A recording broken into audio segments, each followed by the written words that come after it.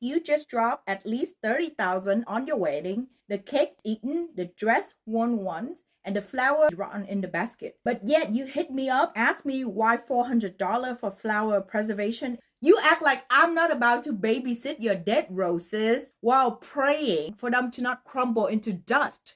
Probably repeating affirmation in my head while pouring in between each layer. The Knot 2023 Real Wedding Study says that an average US wedding costs about $30,119. But yet, I am the scam for turning your wedding flower into forever keepsake. Today, I want to talk to you about my biggest pet peeves.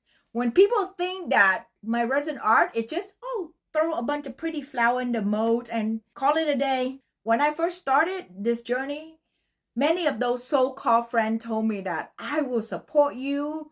Can't wait. I spent months studying, doing so much research, taking classes, messing up many pieces, burning through supplies.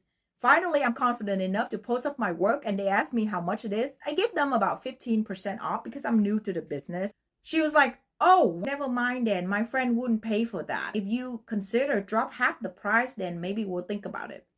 And it's the same girl that spent $400 on her sushi dinner, over $10,000 just on her wedding flower that rot 3 days later. This is when I realized that some of the so-called friends are just going to support you if you are cheap, convenient, made for discount culture. This bothered me so much because when I was young, my mom always tell me, do not be an artist. You're not gonna make any money. She crushed my dream before I even have a chance to bloom. Finally, I find a way to bring my art into my business. It's thing, to have people put a clearance tag on my resin art. They don't consider the months of work that I do or the emotion that I put into each piece. Picasso can't even rest in peace knowing this. I think friend discount culture is low-key disrespecting. I am here preserving your forever memory, not selling Dollar Tree decoration. I want my classmates to be aware when they walk into real life